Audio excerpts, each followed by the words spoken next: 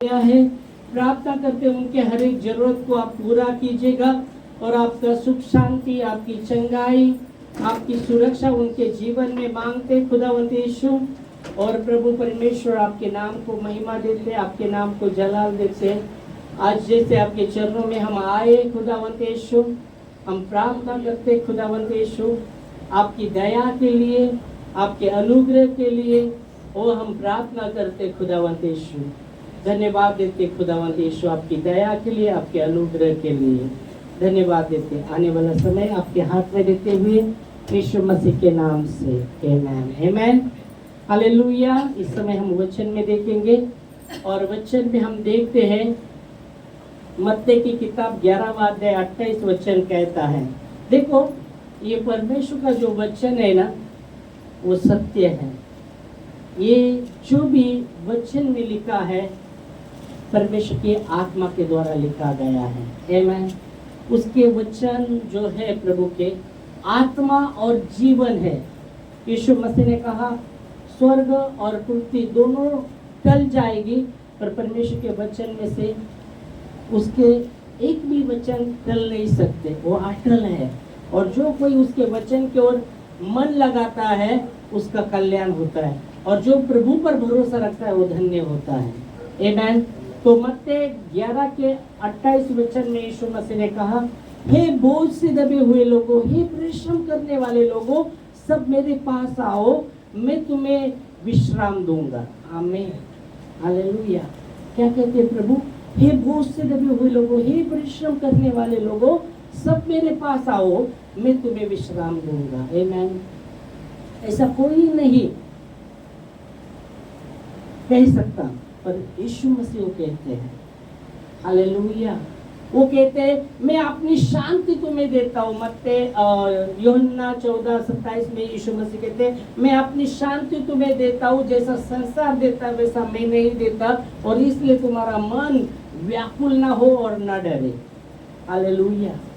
Praise God. कोई बोल नहीं सकता आओ मैं तुम्हें शांति दूंगा, ऐसा कोई नहीं बोल सकता, पर यीशु मसीह कहते हैं मैं अपनी शांति तुम्हें देता हूँ, जैसा संसार देता है वैसा नहीं देता। यीशु मसीह की शांति और संसार की शांति की तुलना यहाँ आप देख सकते हैं। यीशु मसीह कर रहे खुद कि मैं अपनी शांति तुम्हें देता हूँ, जैसा संसार देता है वैसा मैं नहीं देता, इसलिए तुम्हारा मन व्याकुल न हो और ना डरे। Praise God. हालेलुया। हम पढ़ेंगे यूहन्ना 14:27। मैं तुम्हें अपनी शांति दिए जाता हूँ, देता हूँ, जैसा संसार देता है वैसा मैं तुम्हें नहीं देता। और डरे, तुम्हारा मन व्याकुल ना हो और ना डरे। प्रभु चाहते कि हम यहाँ आप देख सकते हैं यीशु मसीह कहते कि मैं अपनी शांति तुम्हें दिए जाता हूँ, जैसा संसार देता है वैसा मैं नहीं देता। अब यीशु मसीह की शांति और संसार की शांति में फर्क है, इसलिए यीशु मसीह ने खुद कहा कि मैं अपनी शांति तुम्हें देता जाता हूँ, जैसा संसार देता है वैसा नहीं। आज अगर आप देखेंगे तो संसार में तो शांति मिल भी नहीं सकता, पर बहुत से लोग शांति के लिए बहुत से कुछ यत्न करते रहते, बाबा शांति के लिए, वो बहुत से यत्न भी करते रहे कि शांति के लिए। पर आज आप देखेंगे तो आप देखते संसार की जो शांति है, जो भी कहा जाता है, बाहर की बातों पर डिपेंड है। सब शांत है ना? शांत है। चलो, अगर तूफान है, तूफान आया जीवन में, तो बाहर की जो शांति है उनके जीवन में वो शांति नहीं रहेगी। जो परमेश्वर की शांति है बाहर बातों पर डिपेंड नहीं है, वो अंदरूनी है। बाहर कैसी भी परिस्थिति हो, पर परमेश्वर की शांति परिस्थिति में भी, बाहर तूफान है फिर भी मसीह की शांति जो अंदरूनी है वो परिस्थिति पर डिपेंड नहीं है, परिस्थिति बाहर की बातों पर डिपेंड नहीं है। पर आज आप देखेंगे तो संसार की शांति जो है बाहर बातों पर डिपेंड है। बाहर शांत है ना, सब शांत है, थोड़ा तूफान आने दो पूरा हिल जाते, पूरा अशांति महसूस करते। पर प्रभु की शांति जो है वो बाहर बातों पर डिपेंड नहीं है, वो अंदरूनी शांति है। बाहर किसी हालत चल रही उस पर डिपेंड नहीं, वो परमेश्वर जो शांति देता है, जो समझ के परे है, आज आप देखेंगे समझ क्या है। हाँ, सब कुछ हाँ, अच्छा शांति समझ, ये बुद्धि समझ की बात है, और इसके परे है वो शांति। इसलिए बाइबल में लिखा गया है प्रभु के वचन में, फिलिपियो उसके 4:7 में लिखा गया है, वो बुद्धि सामर्थ के परे वो शांति तुम्हारे हृदय में बसेगी और तुम्हारे विचार को प्रभु में सुरक्षित रखेगी। फिलिपियो 4:7 में लिखा गया है, तब परमेश्वर की शांति समझ के परे है, बुद्धि समझ के परे है वो शांति। तब मसीह की शांति जो बुद्धि समझ के परे है, तुम्हारे हृदय में और तुम्हारे हृदय में वो बसेगी और तुम्हारे विचारों को मसीह में सुरक्षित रखेगी। आमेन, हालेलुया, प्रेज गॉड। ये जो बुद्धि सामर्थ के परे है मसीह की शांति। इसलिए यीशु मसीह ने यहाँ कहा कि जैसा संसार देता है वैसा मैं नहीं देता, इसलिए तुम्हारा मन व्याकुल ना हो और ना डरे। कब व्याकुल होता है, कब व्यक्ति डरने लगता है? बोलेगा, आप भी बोलेगा, कब व्याकुल होता है व्यक्ति, कब डरने लगता है? बोलो। हाँ, इंसान के शरीर में जब तकलीफ आती है तब वो व्याकुल होता है, डरने लगता है। ओके, और भी बताइएगा। चलो, वो सिस्टर ने बोला, मेरा सिस्टर ने बोला, जब इंसान के जीवन में तकलीफ आने लगती है, शरीर में तकलीफ आती है तो मनुष्य व्याकुल होता है, डरने लगता है। सही बात है। और कब वो व्याकुल होता है, कब डरने लगता है? एक बात वो मैंने बताया, और बोलिए। हाँ, असुरक्षित जब वो व्यक्ति महसूस करने लगता है, तब वो डरने लगता है, तब वो व्याकुल होने लगता है। अगर सुरक्षा है, मैंने बहुत पहले बताया था इसके विषय में, जब एक व्यक्ति सुरक्षित है, वो समझता है अपने आप को सुरक्षित में, वो नहीं डर सकता, वो नहीं व्याकुल हो सकता, क्योंकि वो जानता है कि सुरक्षा है मेरे चारों ओर। और जो व्यक्ति असुरक्षित है, वो अपने आप को असुरक्षित महसूस करता है, वो डरता है और उसके जीवन में व्याकुलता बढ़ने लगती है। समझ में आ रहा है? जैसा उन्होंने भी बोला, हाँ शरीर में, हाँ जब अस्वस्थ है, वो जब तकलीफ होता है कभी भी, पर खास करके ये बात आप देखेंगे, सुरक्षा, अगर वो सुरक्षित है, वो व्यक्ति अपने आप को सुरक्षित समझता है, वो डर नहीं सकता, वो व्याकुल नहीं हो सकता किसी भी परिस्थिति हो। यहाँ इसलिए कहा बुद्धि सामर्थ के परे है, समझ के परे है। समझ क्या है? सब कुछ सही है ना? समझ, सब कुछ सही है ना? शांत है, समझ है। और ये जो शांति प्रभु की समझ के परे है, यहाँ फिलिपियों में पौलुस यही कहते, बुद्धि समझ के परे वो शांति तुम्हारे हृदय में बसेगी और तुम्हारे विचारों को मसीह में सुरक्षित रखेगी। आमेन, हालेलुया, प्रेज गॉड। और इसलिए हमें प्रभु की सुरक्षा को महसूस करना, जब ऐसे परिस्थिति से गुजरते हैं तो मसीह की सुरक्षा को महसूस करना बहुत जरूरी है। इसलिए भजन में लिखा गया है, भजन 91 में, जो परम प्रधान के छाए हुए स्थान में बैठता है, वो सर्वशक्तिमान के छाए में ठिकाना पाएगा। आमेन, हालेलुया, प्रेज गॉड। परमेश्वर को महिमा, परमेश्वर को महिमा। विश्वास की बातें, वो उस परिस्थिति का जब आप सामना करते, दो बातें आपके दिमाग में आ सकता है, दो बातें। एक असुरक्षित की बातें आपके दिमाग में, नकारात्मक बातें। पहले तो मनुष्य में ऐसे परिस्थिति से गुजरे, पहले नकारात्मक बातों को आने तो शुरू होता है, पर आपका वो नकारात्मक बातें आने लगती है, पर आपको वो नकारात्मक बातों को डिलीट करना पड़ेगा और सकारात्मक बातों को घोषणा करना पड़ेगा उस परिस्थिति में। परमेश्वर का वचन जब आप उस परिस्थिति में घोषित करते हैं, परमेश्वर का वचन हमें सुरक्षा देता है। इसलिए भजन 45:1 में दावीद राजा कहते हैं, परमेश्वर मेरा शरण स्थान और गढ़ है और संकट में आसानी से सहाय मिलने वाला वही है। आमेन, पढ़ेंगे बच्चे। भजन संहिता 6:41 में लिखा गया है, परमेश्वर मेरा शरण स्थान परमेश्वर मेरा शरण स्थान और और बल है, बल है, संकट में अति सहज से मिलने वाला सहायक। संकट में अति सहज मिलने वाला सहाय। परमेश्वर मेरा शरण स्थान और बल है, और संकट में आसानी से मिलने वाला सहाय। बहुत बार संकट में लोग पड़ते हैं, गिरते हैं संकट में, और बहुत बार उनको सहायता नहीं मिलता, बहुत बार सहायता नहीं मिलता। अब आप अपेक्षा करते रहिए, पर सहायता नहीं मिलता। कुछ देखो, पहले तो अभी तो बहुत से कुछ एक्सीडेंट होने के बाद कोई छूता भी नहीं, सामने से रहता। अभी तो बहुत सा लिखा गया था, आप घात है तो मोबाइल नंबर भी मेरे इस पर फ़ोन करो। अब जाएंगे तो जैसे रास्ते से जाते रहते तो वहाँ का लिखा रहता है, अरे कुछ आपघात आपको दिखता है तो ये नंबर पर, मोबाइल नंबर पर फ़ोन करो। अभी तो बहुत सा, पर ऐसे पहले जो बातें, आप बहुत से ऐसे लोग जो गिरे हुए हैं एक्सीडेंट में, पर कोई छू नहीं सकता। बहुत बार वो तड़प सहायता जल्दी मिलता है और वो गुजर जाता है। पर यहाँ परमेश्वर का वचन कहता है कि परमेश्वर मेरा शरण स्थान है। दावीद राजा वो कहते, परमेश्वर मेरा शरण स्थान और वो मेरा बल है, और संकट में आसानी से मिलने वाला सहाय। संकट में वो बहुत सी संघर्ष न करना पड़ेगा, पर आसानी से मिलने वाला वो सहाय है। पर आपको रुकना पड़ेगा, उस पर भरोसा रखे हुए। जब संकट में आप है तो आपको रुकना पड़ेगा, प्रभु का नाम लेके रुकना पड़ेगा, वो सहायता करने वाला है। आमीन। क्योंकि वचन में लिखा है, जो उस पर भरोसा करता है वो लज्जित भज्जित नहीं होता। आमीन, हालेलुया।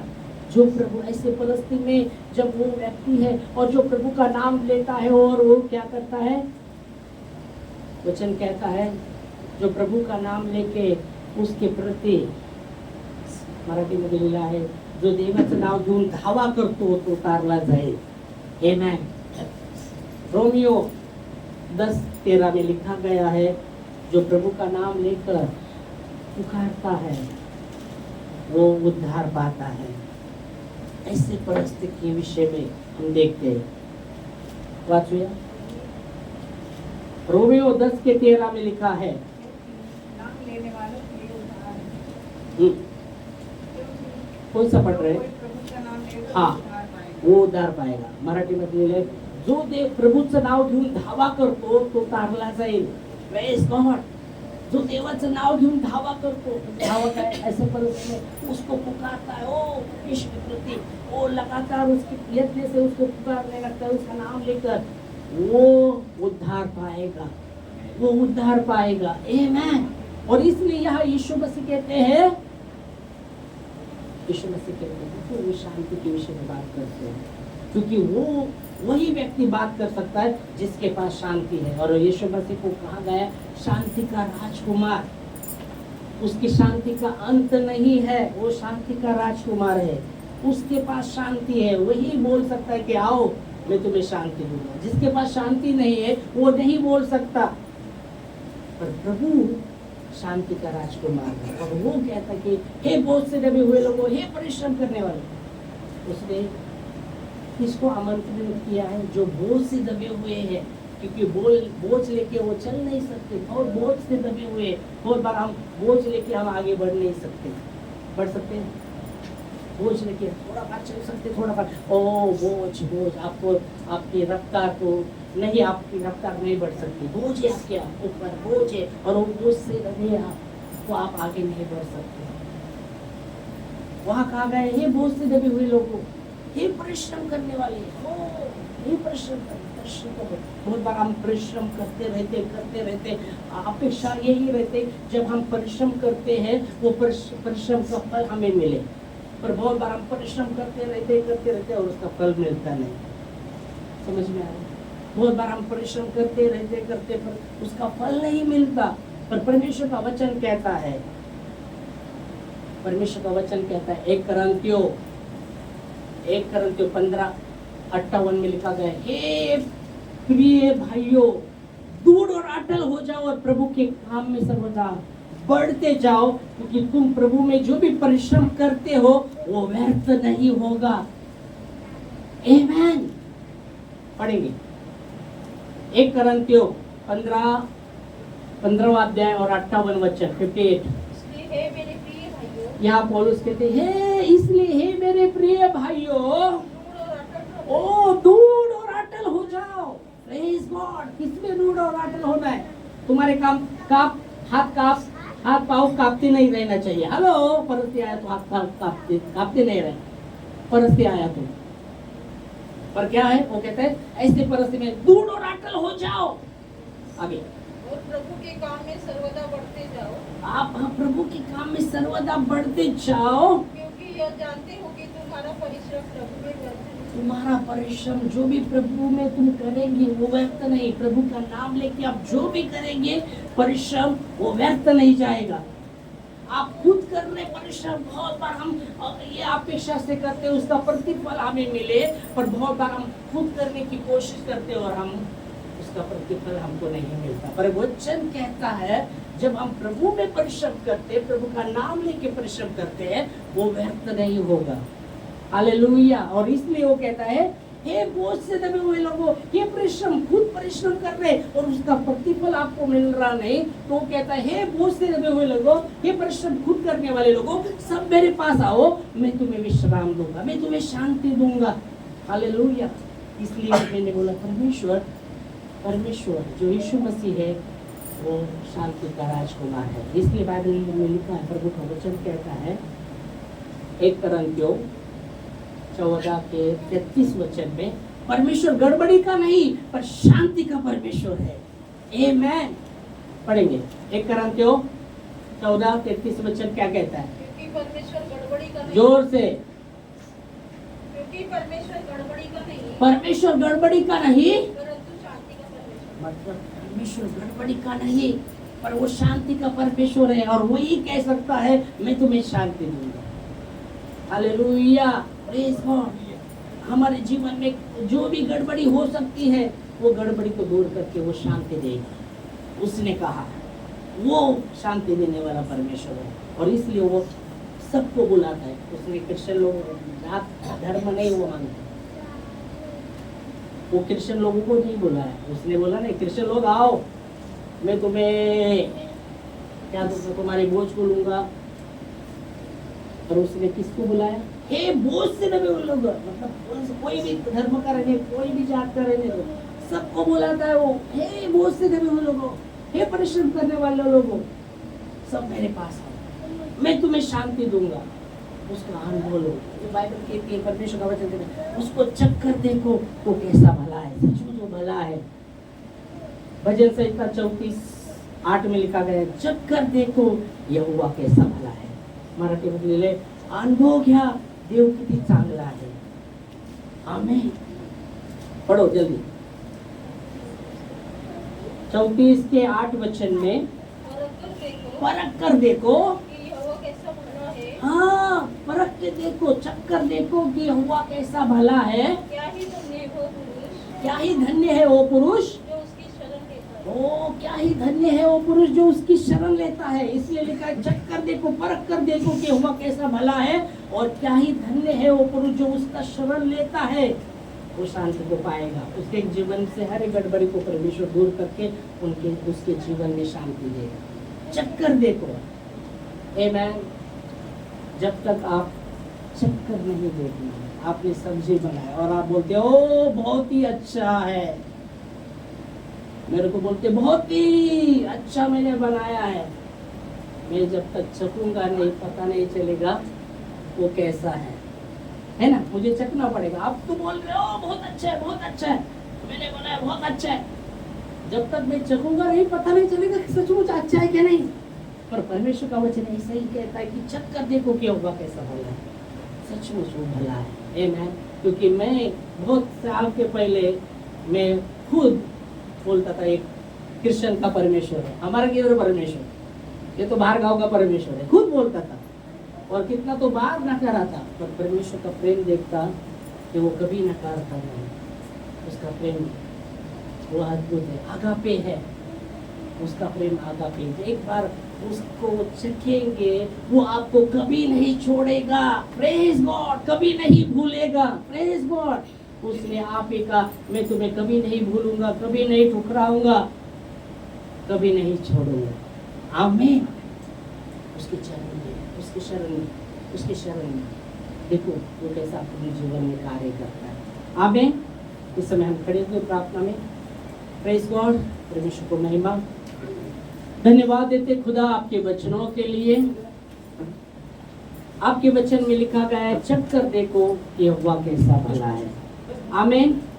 सचमुच वो भला है। आज सुबह एक व्यक्ति आया था, उसके पहले उसका कॉल आया था मेरे को।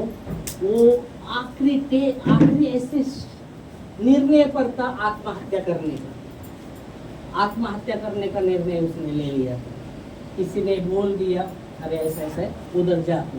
वो यहाँ जब आया तो बता रहा था उसके जीवन में वो झगड़ा, उसकी पत्नी, उसके जीवन में झगड़ा और ऐसा निर्णय पर वो आया था कि आत्महत्या करूँगा। ऐसा निर्णय उसका लास्ट था। तो जब मेरे को जब वो शनिवार के दिन ही वो कॉल आया उसका, मैं बोला आगे हाँ आओ आप, उसके लिए प्रार्थना भी किया और कल आप आओ बोला। जब वो आया था तो जब उसके जीवन में ऐसे उसने बहुत सी बातें बताई। उसके जीवन में एक श्राप था। वो श्राप इसके मन में आत्महत्या का निर्णय लिया था उसने पूरा, और झगड़ा उसकी पत्नी, उसके जीवन में झगड़ा ऐसा और उन्होंने निर्णय कर दिया। जब बात कर रहे थे तब पता चला उसके जीवन में आत्महत्या का श्राप है। जब बात करते करते उसको जब पूछा गया तो बोला मेरे भाई का भी ऐसा हुआ, ऐसा झगड़ा हुआ, उसने भी आत्महत्या कर दी। उसके भाई ने, बड़े भाई ने भी अपने आप को जलाकर मार दिया। और ये स्थिति पर ये भी होता था। जब उसको अरे हम प्रार्थना किया वो पूरी रीति से कुछ नहीं चल रहा था और अच्छा ओहदे पर वो कंपनी में एक पोजीशन पर था है, पर ऐसा उसका दिमाग पूरा ये हो गया, सोचना नहीं, ओ सिर्फ एक ही ये करने, और 2 बच्चे, 2 लड़के, और ऐसे परिस्थिति। जब उसको प्रार्थना किया वो बोला, जब उसके लिए प्रार्थना किया, बात किया और प्रार्थना करने बोला अरे अच्छा लग रहा है बहुत सा ये हो। सुबह जब हम प्रार्थना करें बहुत ये पूरा एकदम ये हुआ था, जाम हुआ था, पूरा दिमाग कुछ काम नहीं कर रहा था। जब उसको प्रभु का स्पर्श हो रहा था और कितने ने बोला अभी कैसा, कितने ने उसको बोला ऐसा मेरे उसको वचन बाइबल दिया गया, ये वचन तुम पढ़ो और कुछ भी लगा मेरे से बात करो, फोन पर बात करो, जब भी लगता है कुछ बात करो, ठीक है बोलो। Praise God. और वो श्राप को मैं तोड़ रहा था, वो श्राप जो आत्मा करता है, क्योंकि बाइबल कहती है व्यवस्था के श्राप, नियम के श्राप 7 पीढ़ी पर आते रहते। नियम के श्राप, व्यवस्था के श्राप 7 पीढ़ी पर आते रहते। 7 पीढ़ी उस श्राप के नीचे आ सकता है, पर परमेश्वर का वचन कहता है जो उससे प्रेम करते हैं वो 1000 पीढ़ी पर दया करता है। आमीन। Praise God. धन्यवाद।